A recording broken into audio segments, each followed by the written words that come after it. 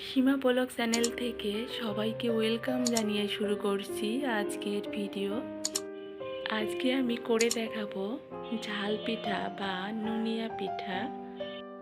আর এই ঝাল পিঠা বানানো খুবই সহজ, খেতে কিন্তু দারুণ মজার হয়। আশা করি আমার এই রেসিপিটি সবার খুব বেশি পছন্দ হবে। তো দেরি না করে চলুন বন্ধুরা শুরু করি।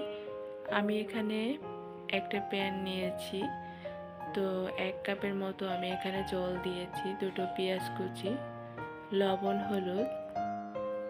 আমি 4টার মতো কাঁচামরিচ কেটে রেখেছি, কাঁচামরিচগুলো দিয়ে দেব। আর আমি এটি সেদ্ধ হওয়ার জন্য কিছু সময় কুক করে নেব।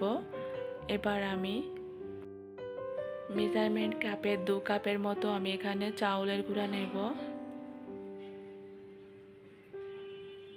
এবার আমি চাউলের গুঁড়াগুলো আমি মিশিয়ে নেব ভালোভাবে।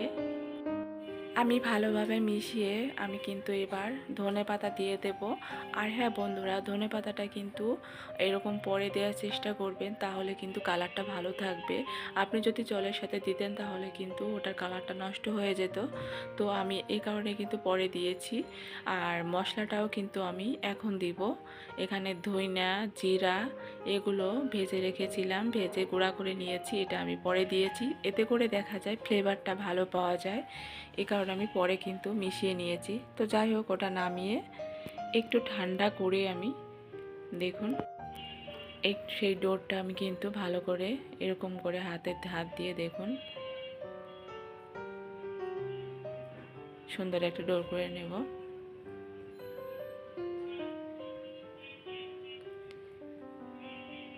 এবার আমি 4টা খণ্ড করব এখানে।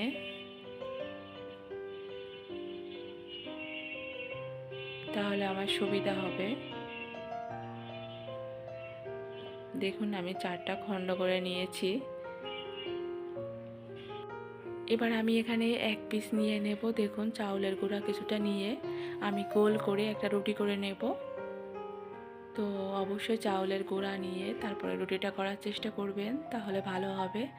তো যাই হোক, আমি একটা রুটি করে নিচ্ছি দেখুন এরকম করে। তো বেশি পাতলা করা যাবে না। একটা রুটি করে নিয়ে দেখুন সাইড দিয়ে কেটে নিয়েছি, চারপাশে কেটে এরকম করে 3 খণ্ড করে নিয়েছি। এবার মাছ বরাবর এখানে পিজা কাটার দিয়ে কেটে নিয়েছি। সুন্দর একটা ডিজাইন হয় আর কি। আপনারা চাইলে যদি এরকম পিজা কাটা না থাকে তাহলে কিন্তু চাকু দিয়েও কাটতে পারেন, সমস্যা নেই। তো দেখুন আমি এখানে কেটে নিয়েছি, আমার 6টার মতো হয়েছে এক একটা রুটিতে। তো আবার আমি আরেকটা রুটি করে নিয়েছি, রুটি করে এরকম চারপাশ দিয়ে এরকম করে কেটে নেব। ঠিক এরকম করে কেটে নিতে হবে, আর সাইডেরগুলো বাদ দিতে হবে। আবার ওই একই নিয়মে কিন্তু আবার আমি কেটে নেব এরকম করে 3 পিস করে নেব। 3 পিস করে এরকম লম্বা করে পরে মাঝে একটা টান দিব। দেখুন এরকম করে, একদম সহজ কিন্তু দেখুন কত সুন্দর হয়েছে। আর এইগুলো ভাজলে দেখা যায় একদম ফুলে উঠবে। আমরা সব সময় কিন্তু মিষ্টি পিঠাটা পছন্দ করি বা খাই, দেখা যায় ঝাল পিঠাটাও অনেক মানুষ কিন্তু পছন্দ করে। আমার মনে হয় ঝাল পিঠা খেলে দেখা যায় মাঝে মাঝে খেলে রুচিটা ভালো থাকে। মিষ্টি পিঠা যেরকম মানুষ পছন্দ করে, ঝাল পিঠাও কিন্তু অনেকে কিন্তু পছন্দ করে। তো আমার তো মনে হয় মিষ্টির থেকে ঝাল পিঠাটাই আমার কাছে বেশি ভালো মনে হয়। আর এটি সিলেটের কিন্তু বিখ্যাত একটি ঐতিহ্যবাহী পিঠা, ঝাল পিঠা বা নুনিয়া পিঠা, যে নামে চেনেন না কেন। তা যাই হোক বন্ধুরা, আমি এখানে একটা প্যান বসিয়ে সাদা তেল দিয়ে আমি এখানে কয়েকটা দিয়ে দিয়েছি দেখুন। আর এটি ফুলে উঠছে, আপনারা দেখে বুঝতে পারছেন কিনা জানি না, একদম ফুলকো ফুলকো হয়েছে, দেখতে কিন্তু চমৎকার লাগছে। একদম কম সময় কিন্তু আপনারা বানিয়ে নিতে পারবেন। আর দেখুন বেশি সময় লাগবে না ভাজতে। দেখুন বন্ধুরা, আমার কিন্তু অলরেডি ভাজা হয়ে গিয়েছে। এবার আমি তুলে নেব। এবার আমি আরও কটা দিয়ে দেব দেখুন।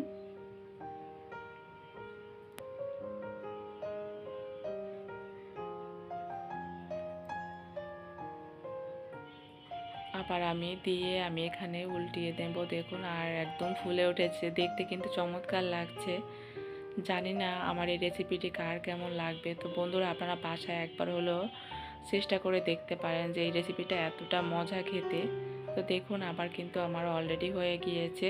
তো আমি একই নিয়মে আমি কিন্তু সবগুলো ভেজে নেব। তো আমার ভাজা হয়ে গিয়েছে সবগুলা। আর হ্যাঁ বন্ধুরা, এই রেসিপিটি বানানো কিন্তু খুবই সহজ, খুব কম সময়ে কিন্তু কম উপকরণ দিয়েই কিন্তু বানিয়ে নিতে পারবেন। যে কোনো কেউ কিন্তু দেখলে একবার বানিয়ে নিতে পারবে, সমস্যা হবে না। আর হ্যাঁ বন্ধুরা, আমার চ্যানেলটি যারা অলরেডি সাবস্ক্রাইব করেছেন তাদেরকে অসংখ্য অসংখ্য ধন্যবাদ। আর যারা একদমই নতুন তারা অবশ্যই আমার চ্যানেলটি সাবস্ক্রাইব করে নেবেন। আর হ্যাঁ বন্ধুরা, অবশ্যই আমার রেসিপিটি কেমন হয়েছে আমাকে কমেন্ট করতে কিন্তু ভুলবেন না। এই ঝাল পিঠা কিন্তু ছোট বড় সবাই খুব বেশি পছন্দ করবে। আপনি ভাবতেও পারবেন না এই রেসিপিটি এতটা মজার হয়, বা খেতে একটা মানে রুচি আসবে আর কি এই পিঠা খেলে আর কি। আর আপনাদের দেখিয়ে দেব, দেখুন গাছ থেকে কতটা ফুলেছে দেখুন।